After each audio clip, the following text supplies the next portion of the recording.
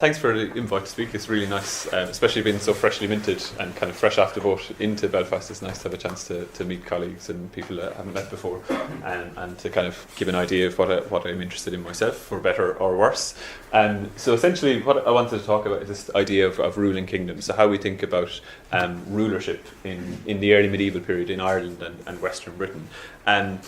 I gave this as a seminar in Oxford about 18 months ago, and I got told before I started that you couldn't possibly talk about rulership in early medieval Irish kingship because it doesn't exist.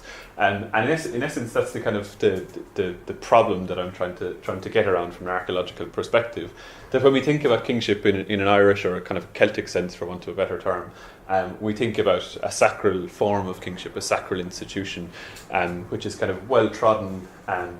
Path in some senses, that an idea that royal sites and the ideology of kingship that existed in Ireland is a kind of an Indo-European inheritance and commonality that explains similarities with Vedic India in the 7th century AD, and similarities between sort of horse sacrifice traits in places like Tara, or in Geraldus Cambrensis ritual he talks about for the Kenil Gunal, and the Ashma Vedva in India. And I don't mean to trod on that or anything, or say that it's not true. There's kind of lots of interest in research in this regard, but I don't really know to what degree this tells us much about early medieval society and the degree to which people in early medieval kingdoms thought about these ideas when they made kings and when they performed ceremonies in royal landscapes. And I think one of the reasons that we've kind of really failed to get out of that mould of a paradigm of kind of a sacral institution is the tyranny of an idea that Ireland is 5 provinces, or was divided into 5 provinces since prehistory. So probably to a lot of you this is a familiar idea, where we have this notion of a kind of cosmological scheme that existed since prehistoric time, which separated Ireland into 5 provinces with 5 provincial capitals. And then in archaeological terms, the fact that these provincial capitals are essentially prehistoric landscapes that lacked a whole pile of medieval archaeology has allowed us to kind of see this division as prehistoric in origin. I won't really talk about the provincial centres, but suffice to say that I think there's enough grounds to talk about the creation of provinces and the creation of those provincial identities in the early medieval period, in sort of the late 7th, 8th and early 9th centuries, on a lot of grounds. And that's something I could give another talk on. But in one sense, so that's the kind of the context, in the kind of 2 central problems that I think stop us from looking at the issue of governance in an Irish context.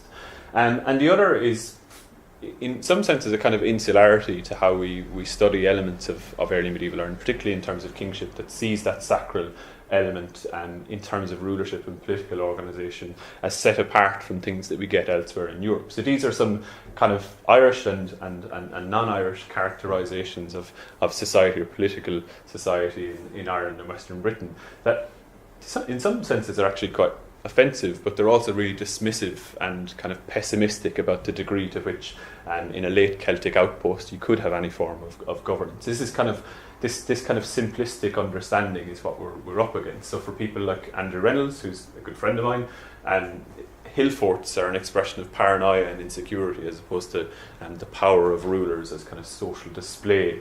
Or James Fraser talks about farmer republics. Chris Wickham has a peasant mode economy model, which isn't necessarily as problematic, but quite difficult to get to grips with too. And underlying all that is, in my view, a paradigm that governs early medieval studies, state formation. This is kind of well-trodden ground in the sense that state formation as a framework is really problematic because it's nationalistic.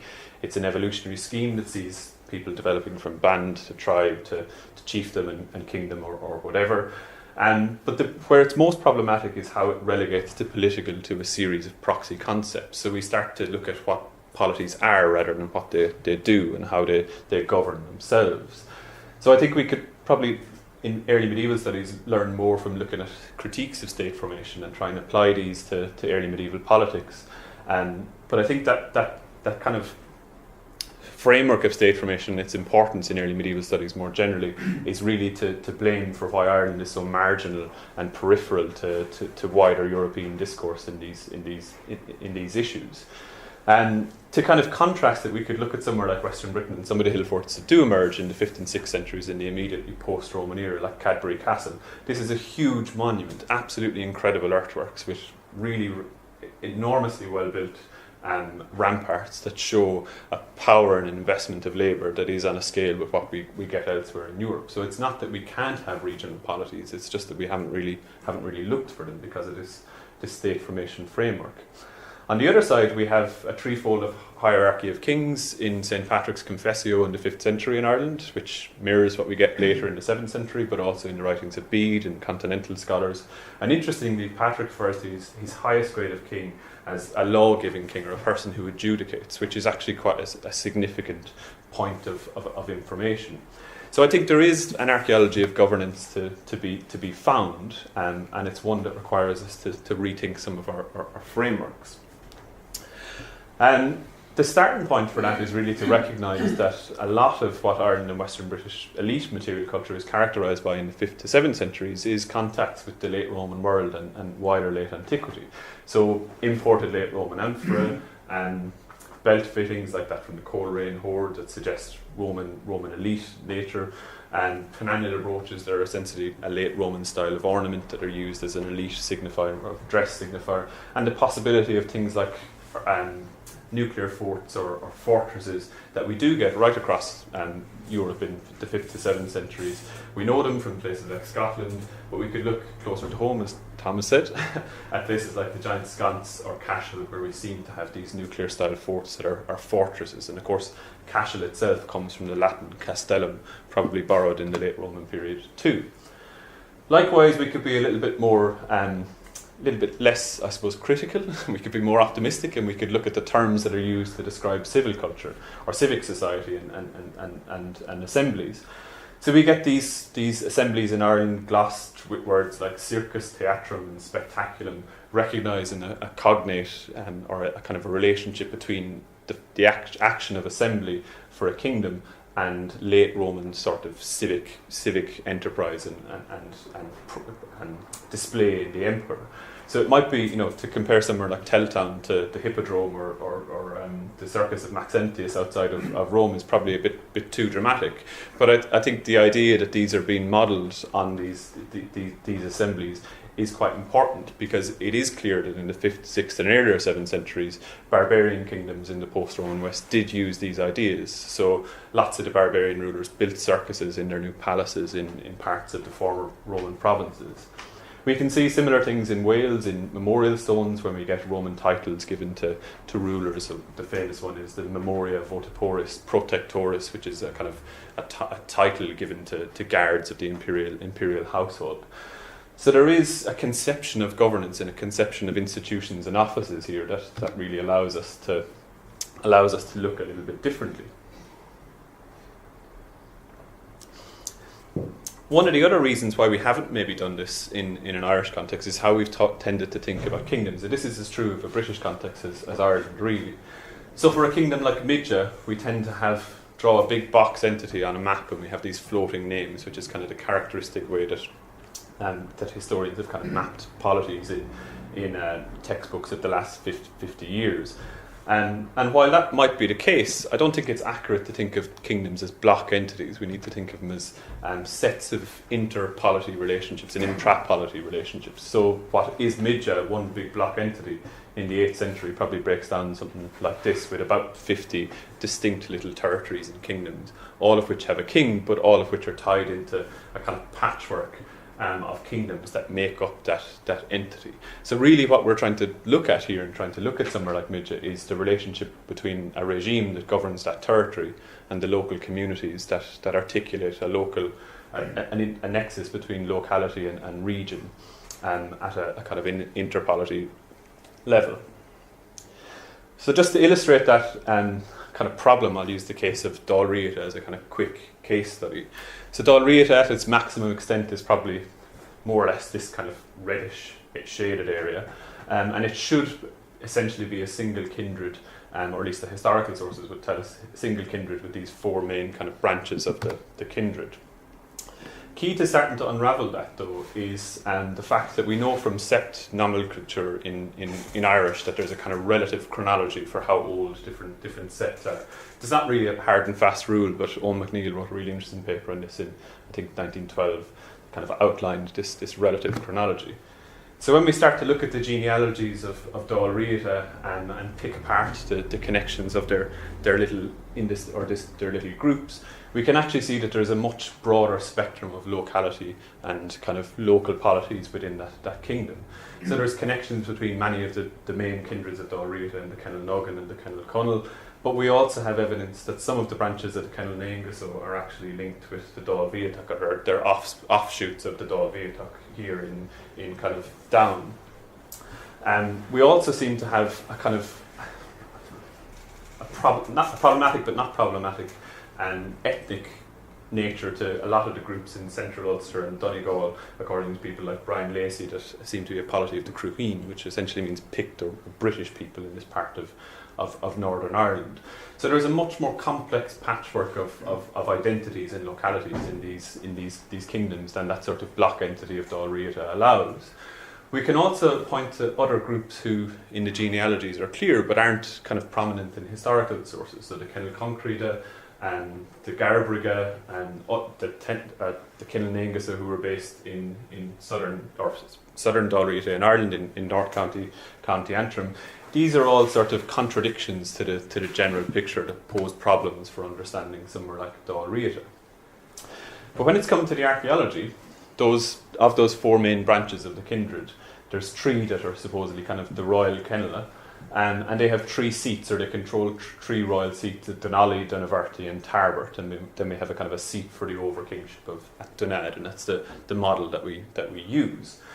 But what we could ask from an archaeological point of view is, to what degree do we have centres that we can identify as royal centres outside of that kind of classic picture that tie in with those more localised identities? And this is what I was working on for my postdoc before I moved to Newcastle, so it's still kind of half-baked. But essentially there's about 16 fortified sites in western Scotland that we could, on archaeological grounds, attribute to the early medieval period as fortresses and kind of nuclear forts, very similar to Dunolly or to Dunad. But we don't accord these royal status because they're not mentioned in text, they're not mentioned in historical sources, and they don't fit that model for Trí Kennela.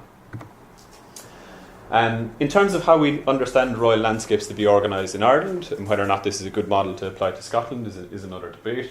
They generally tend to have multiple foci of kind of royal importance. So we could have somewhere like Dunseverick, where we seem to have probably a royal estate around it that contains, perhaps an inauguration place at somewhere like Cruach Moor, which is a large kind of rock outcrop, and an assembly place probably at Knockshogie, and just above White Park Bay, which is a kind of classic location for an assembly.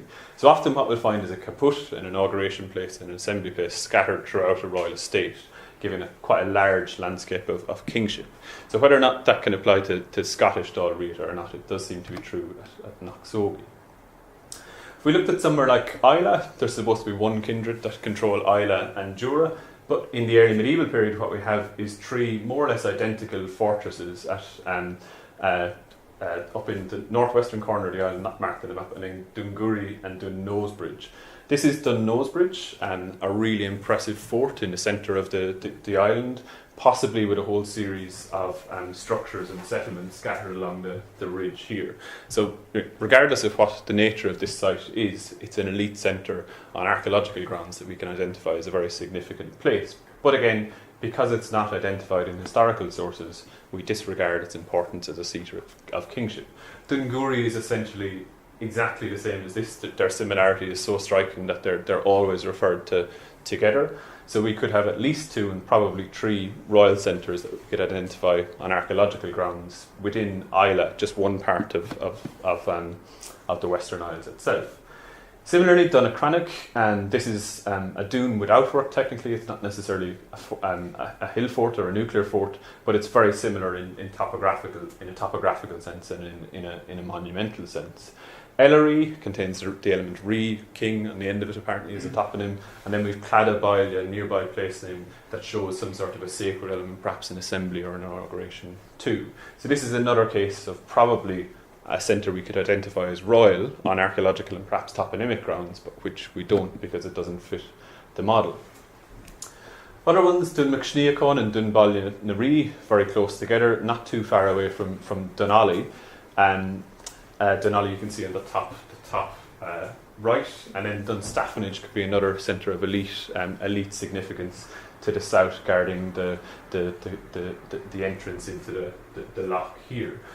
Again, on archaeological grounds, we could identify this as an elite centre, but we don't because it doesn't fit the model. So I'm kind of repeating myself a little bit here in any case.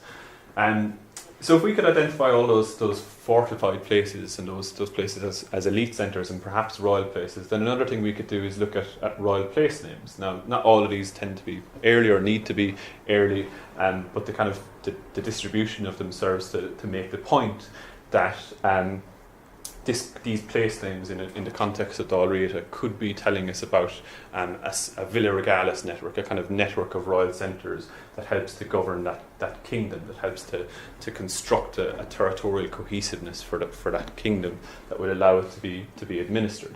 But all of these would be as significant as the 3 documented royal centres for the kingdom.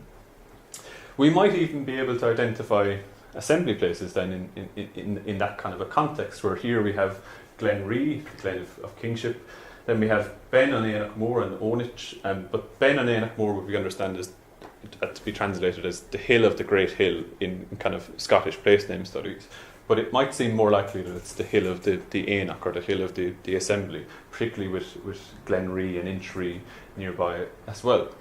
So if we can kind of break down that model in a Scottish sense, we can start maybe to identify more places of kingship and a more refined archaeology of governance. The same when we look at somewhere like Dunad, the classic case for the best place for a royal centre, and probably the most important royal centre in all of Dalriata. But place names in the wider landscape, like Duntaishuk and Ellen Ree, all suggest a wider royal landscape, a wider kind of distribution of a network of royal centres and royal offices, perhaps a reeve or a taoiseach, essentially kind of a reeve or someone that governs for the king and with the king. That this could contribute to a better understanding of how a kingdom like Dalriata is formed and functioned. This is me many years ago when I was still a PhD student, standing with my foot in the footprint stone and becoming a king. It was a very proud moment and day. So in any case, I'll kind of move on to Ireland after this slide, but it's just to emphasise the point that if we look in a different way, we can start to get at this question of governance that makes Irish or kind of Celtic polities in Ireland and Western Britain not so distinctive and not so different. It's similarly been suggested by a guy called David Longley in a really interesting paper that the royal townships of Gwynedd in northwestern Wales, that they all contain hill forts of the late and post-Roman centuries, or with activity in the late and post-Roman centuries within those townships. And it's very easy to make the progression to argue that actually this is a network of royal centres from a very early period within this kingdom in Diffid in northwest Wales. And some of these are absolutely spectacular hill forts like Carnbuden and Trearcary in the Clin Peninsula. So there's nothing really preventing us from identifying a Villa Regalis system in Celtic kingship, or in areas of Celtic kingship. If we come back to Ireland then and start to think about the polities that we're so familiar with for thinking about the early medieval period, again, the problem that we've had with Dalriata in terms of thinking about it as a single block entity, as a kingdom, and governed by a lineage who branch off as they expand. It seems unlikely that that's actually the case in the case of Dalriata, that Dalriata is actually a series of a single lineage. And it equally seems unlikely that in Ireland the major dynasties of the Ogenacht or the Aonail are in any sense actually related to each other or descended from a single figure who lived in the 5th century or earlier. So in the case of Munster and the Ogenacht, I've suggested that the Ogenacht who controlled Munster are actually two rival polities, the Kirkaligda and the Ivaclera, who controlled different regions of Munster and competed with each other to then become a polity of the Ogenacht in the late 7th or 8th centuries. And I'd also probably agree with people like Brian Lacey that there's an argument to be made. I wouldn't agree with all his arguments, but there's an argument to be made that the Aonail too are a synthetic federation of peoples. a group that aren't all descended from a single lineage from Niall Noigelach, but a whole series of different lineages that come together at some point. But there's something very important from a chronological point of view about recognising not only that these are synthetic federations, but if so, that they're synthetic federations that coalesced in the 7th century instead of controlling these regions in the 5th and 6th century, because 7th century Ireland is a very different place archaeologically to the 5th and 6th centuries, and that's the key point. So if we started to think about things like assembly, we don't really have a very good understanding of assembly in Ireland because we've tended to confuse it with inauguration, and we've tended to understand how you make a king as a form of assembly and not think about assembly as a landscape phenomenon. If we looked around Europe though, there's a really developed and really kind of well understood and well regarded archaeology of assembly practices that we can identify. So these are Scandinavian examples, and they're what's called cooking pit sites, where essentially what become assembly sites, the earliest phases of activity are these large fields of pits that contain the remains of feasting evidence and cooking in situ. So how you maintain a large group of people together is you dig a pit and you cook loads of food to feed them. And this is a kind of characteristic signature at places like Choling or Annenshag in Vestmanland. The courtyard sites are another example of kind of pre-Viking Age thing places or assembly places. They don't seem to have any sort of a correlate that we can identify in Ireland. But again, the important point is that European scholars have identified these and cooking pit sites as assembly places in the 1st to 7th centuries AD without any kind of problematic fact that they're not documented historically or in documentary sources. They're identified on the basis of archaeology. In Anglo-Saxon England, and this is an early Anglo-Saxon cemetery at Saltwood in Heen Hundred in Kent. And again, this has been identified as an assembly place because we have a whole series of early Anglo-Saxon cemeteries that are surrounded by cooking pits, by this characteristic feature of people gathering together, or kind of the remains of feasting evidence in pits and ditches surrounding these assemblies. Alongside that characteristic of cooking pits or feasting evidence being an element of assembly places, there is a marked association between burial places and assembly right around Europe that I think probably helps us to understand this in Ireland too. So for the Enoch project, what I was looking at was this relationship between assembly places, documented assembly places, ones we can identify toponymically, and cemeteries or places of burial. So we looked at Éannig or Éanochs, the major assembly of all kingdoms in early medieval Ireland. And what the sources tell us is that these are places for feasting, for entertainment, horse and chariot racing, holding law courts, but also for rendering and redistributing tribute to an overlord or a king. And there is a marked correlation between all of the places that I could identify based on toponymic sources, documentary sources or whatever, and burial places, and that we know through excavations. So I confine myself just to one example to kind of make it simple, and a very good example it is, which is convenient in my case. And this is Éanach Carman to the northeast of Dunallen, only about 4 or 5 kilometres away from Dunallen. Paul McCotter has identified a royal estate, which is at least this small grey shaded area, and it's surrounded by 4 to 5 definite early medieval burial places at Coughlinstown, Mullacash, Corbally and Green Hills. Corbally is perhaps the most enlightened because this is a complex that has 5 distinct ring ditches that become focus of burial in the 5th century, but with one that becomes elaborated and expanded as the cemetery develops. But all of the ditches interconnecting and intercutting with those sites, they make this a monument type that's been recognised in the last 20 years through development and kind of road schemes. That's called a cemetery settlement or a settlement cemetery, depending on what side of the fence you lie. And essentially these are cemeteries that have large evidence for feasting activity, for crop processing, for metalworking, for craft working, but no evidence for structures, no evidence for habitations, no evidence for herts or buildings with herts or whatever. So I would suggest that these are actually our lost archaeology of assembly, the archaeology of assembly places that we haven't yet recognised. And it makes sense here because we have one in an assembly landscape, but we also have places like Green Hills, which are very similar, or Mullacash, very similar, again, concentrated in these places. So I've argued that these are actually cemeteries established in the 5th and 6th centuries that are defining this area as royal land and as a royal estate, but that these different cemeteries belong to different lineages, and we can actually connect them to different lineages. So Coughlinstown is Ballycutlin, from the Cutlacón, a branch of the Iberca.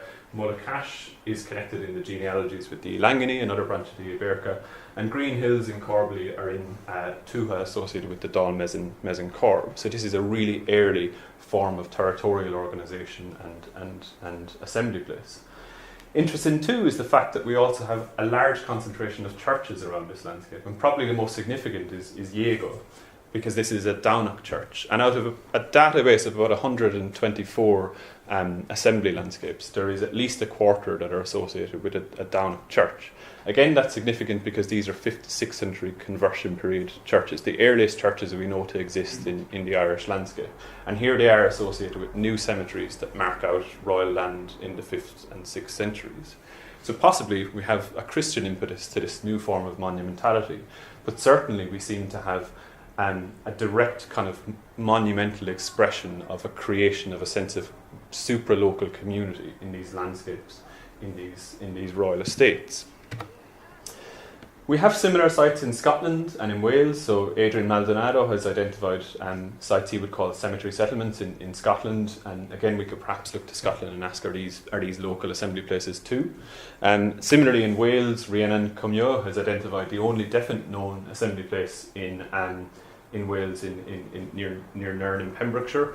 But again, the only early medieval archaeology from the entire estate associated with this assembly is an early medieval cemetery at Cahir. So possibly this is a much wider phenomenon in Celtic kind of Celtic regions.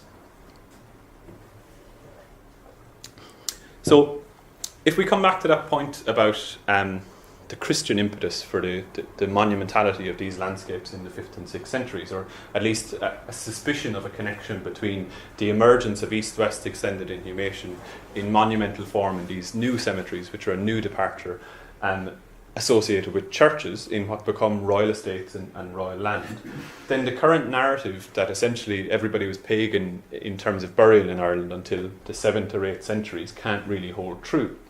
So we can ask new questions about how burial develops in early medieval Ireland based on that point.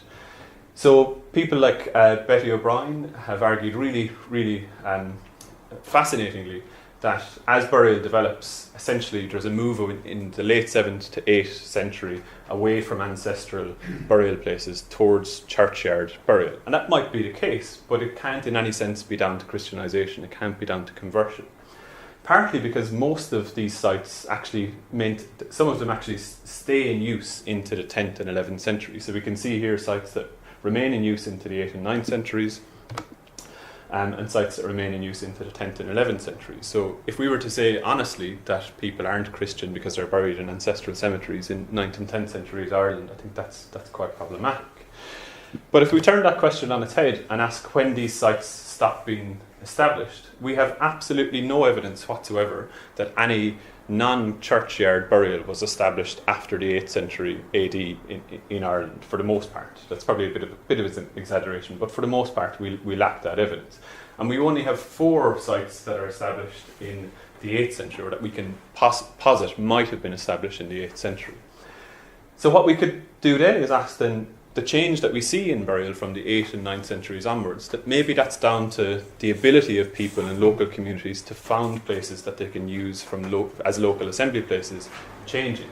That local autonomy that allowed them to have their own senses and kind of networks of governance is being eroded, perhaps by the creation of larger, more super-local or regional scale polities, i.e. the provinces that we're so accustomed to thinking of from earlier centuries. So that's a bit of a contentious point, contentious enough argument for many reasons, but I think it goes back to that idea of a difference between 5th and 6th century Ireland and a difference in 7th and 8th century Ireland that allows us to look at the archaeology through a different light. So we could also look at things like settlement archaeology, and we have the best settlement archaeology from the entirety of northwestern Europe in Ireland. We have 60 upstanding field monuments that must portray some of the most complex kind of the most complex settlement archaeology of any region in Europe. But built into that settlement archaeology is a ready-made hierarchy where essentially, depending on the degree of valation of ring forts, the higher status the occupant seems to be, or at least that's what the archaeology seems to bear out. But we also seem to have, emerging within that, a kind of a chronological distinction. We have univalent ring forts like this one at the bottom, and then we have bivalent or trivalent ring forts in the middle that all seem to be built more or less in the 7th and 8th centuries. That seems to be when they emerge.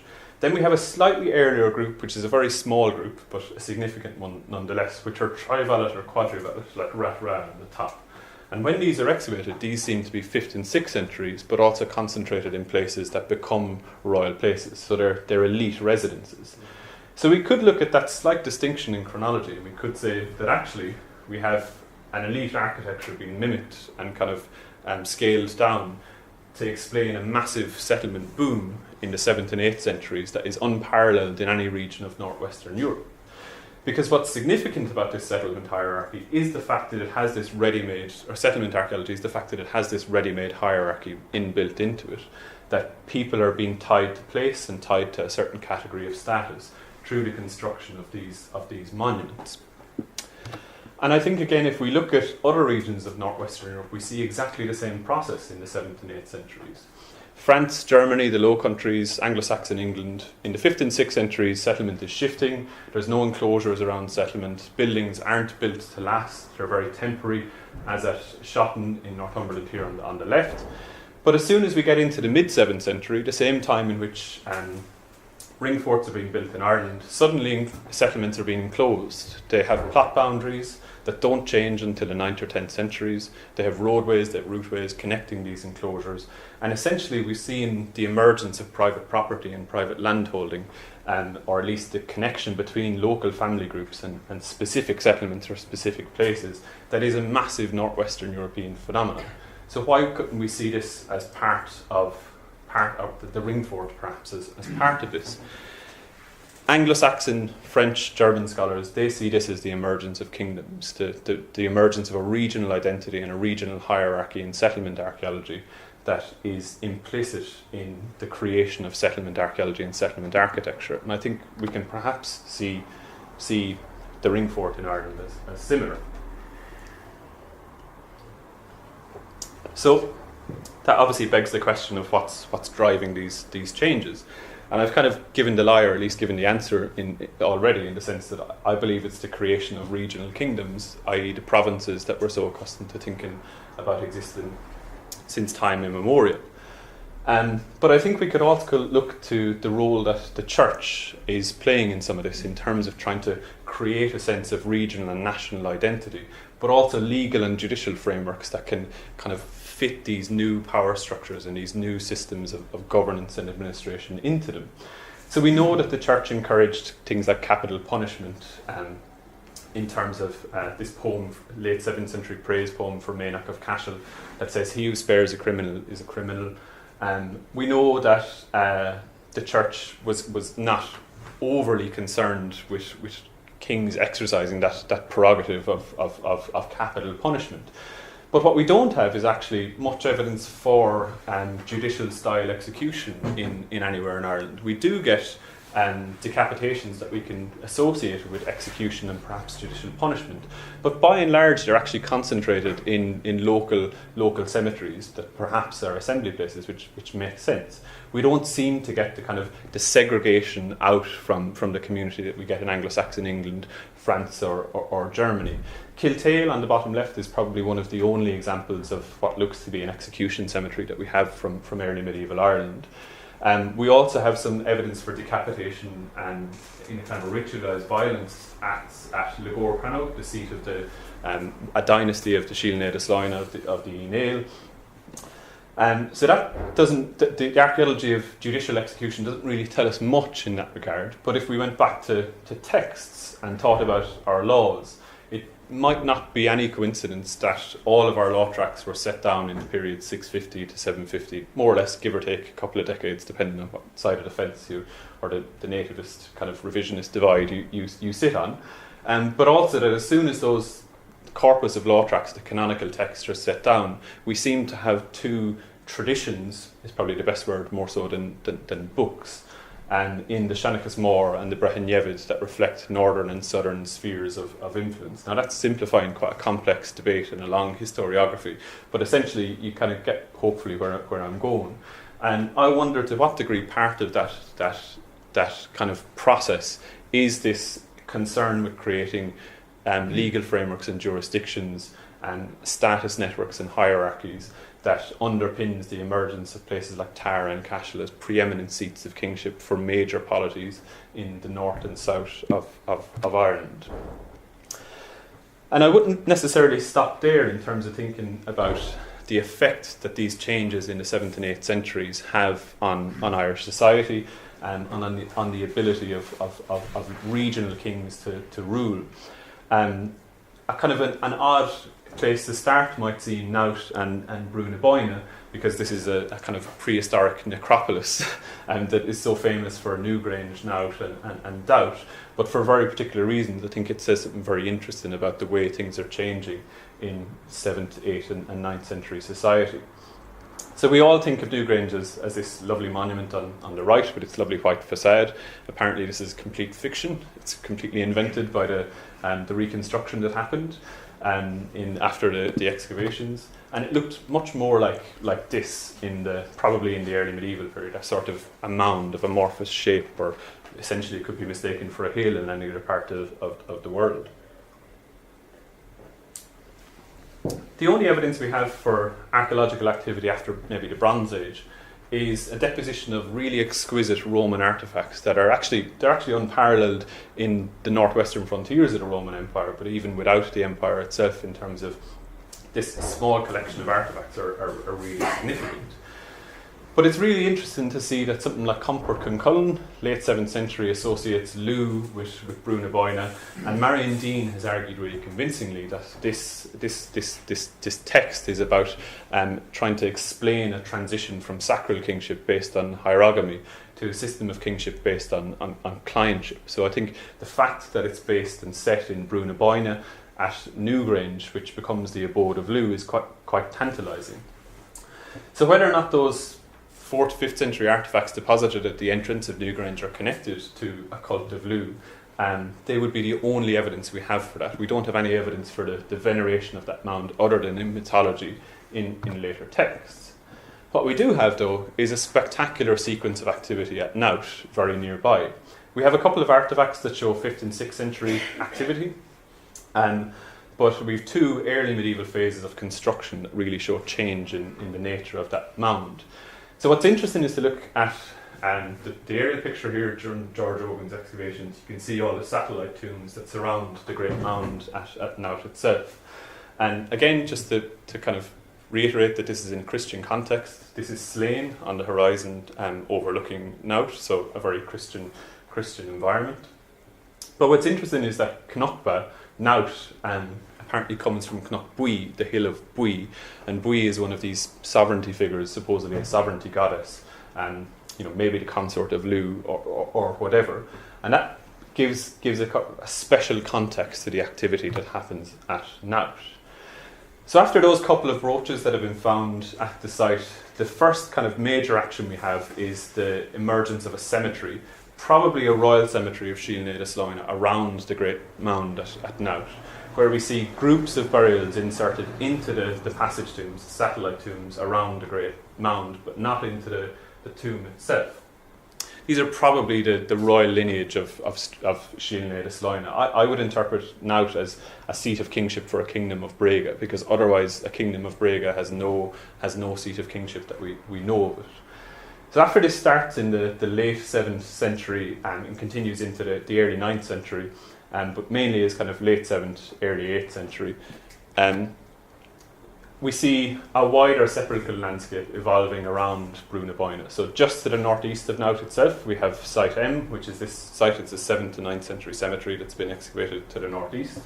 And then we have two other sites, Rosnaree, and a site discovered in geophysics immediately outside Naut that look like those cemetery settlements, those local assembly places, as I would interpret them, that are found in other assembly landscapes. And Brunaboyne is documented as a place of Aeonic in mythology, so perhaps this is its function as an assembly place. So there's a wider sepulchral landscape here too.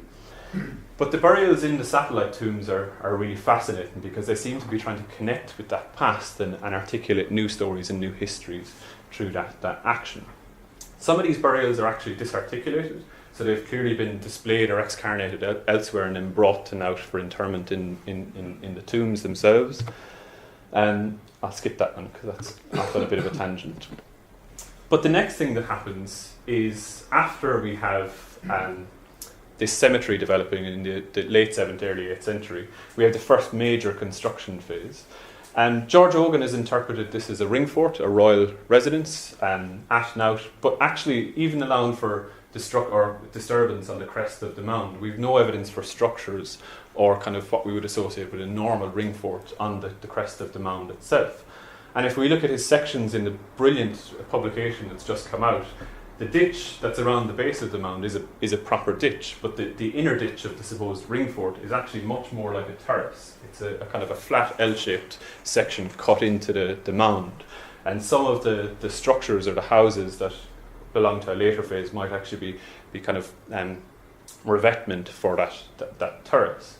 So I would suggest that actually what we see at Naut isn't a ring fort or a royal residence, but it's a massive stepped mound, the creation of an assembly mound and an inauguration mound in the first half of the 8th century. And that becomes significant when we think of the name of Naut, Cnoc Bui, the hill of Bui, one of these sovereignty figures.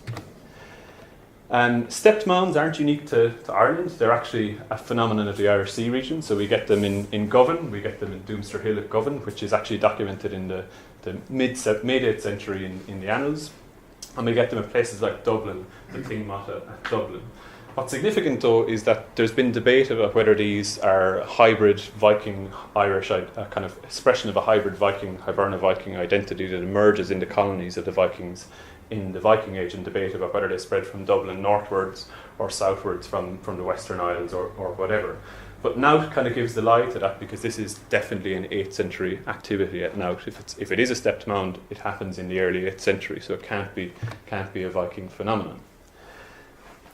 Kind of underlying that fact that this is the creation of some sort of a ceremonial structure for the purposes of kingship is the fact that in the 8th century, when this mound is created, the passage tomb is actually entered into the main two passages, and we find a whole series of inscriptions in the passages, both in kind of Latin script, but also in scholastic ogham, and these date to the 8th and earlier 9th century.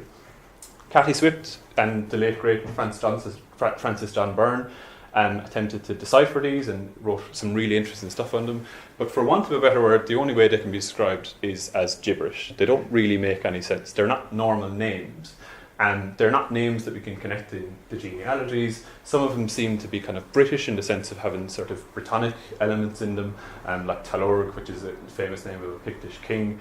But interestingly, some of them contain elements like Tem, which is the same as Tara, perhaps meaning sacred or a sacred individual.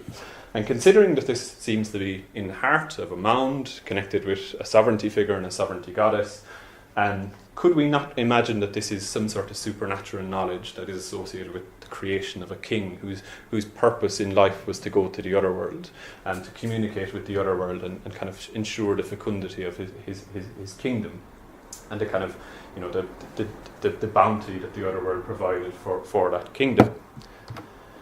This is just showing you the location of those inscriptions, and I think probably what's significant is that they are in the chambers of the passage, not in the actual. They're not kind of graffiti on the orthostats. They're actually in the very heart of the tomb, in the very middle of it, which is really, really fascinating.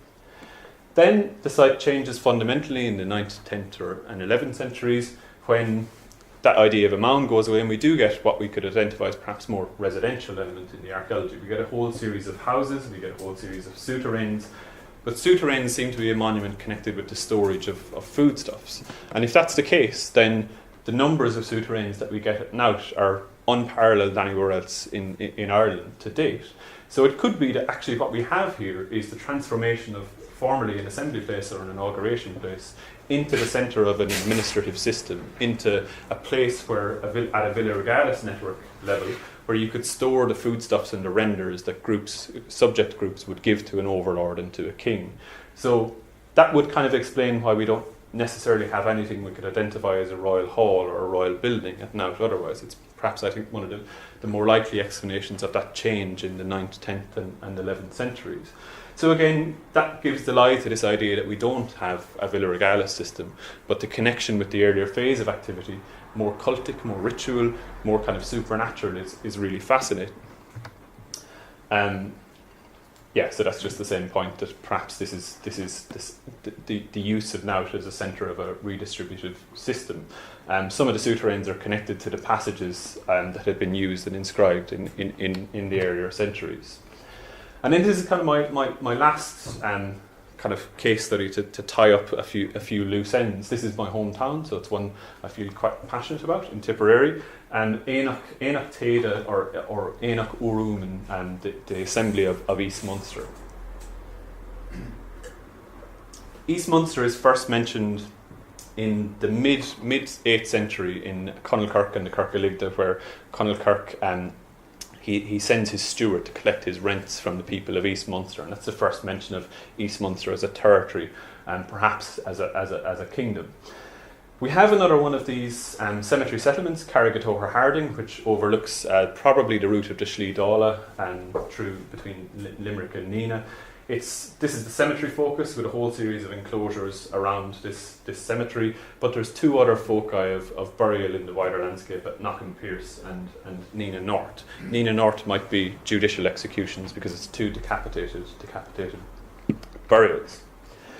The cemetery itself focused on a natural knoll, so there's a central primary burial that was inserted into the natural knoll, and then the cemetery develops around it, but with these large outer enclosures containing paddocks and kind of evidence for specialised activities. So kilns down here, and processing foodstuffs, and then some metalworking areas in other areas and whatever.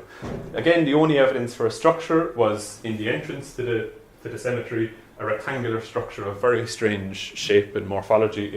It was half post holes and half a slot trench. So kind of L-shaped post holes and L-shaped slot trench, and perhaps this is more of a mortuary structure than a kind of a habitation. It's probably not a residential structure in any sense anyway. The cemetery continues into the 8th centuries, but then it goes out of use in the 8th century in a very suggestive manner. Activity actually shifts to Tullaheedy, which is a natural knoll, again a kind of a gravel knoll, which had been used in the Neolithic period as a centre for redistributing stone axes. So it would have been a place that would have been rich with artefacts, rich with stuff that people would have found that might have attracted their attention to it. But what's interesting is that this was a natural knoll that, again, like Carrigator, seems to have been mistaken for a mound. It sat in probably the floodplain of Lough Derg, so this is done for the Neolithic period, so we don't know how similar it was in the early medieval period.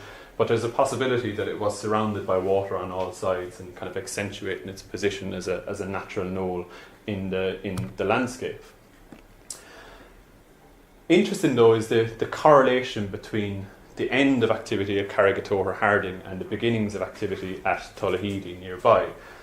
The excavator has suggested that Carrigator Harding was actually closed. The cemetery was closed by infilling the ditches of the enclosure at the same point that the cemetery itself goes out of use.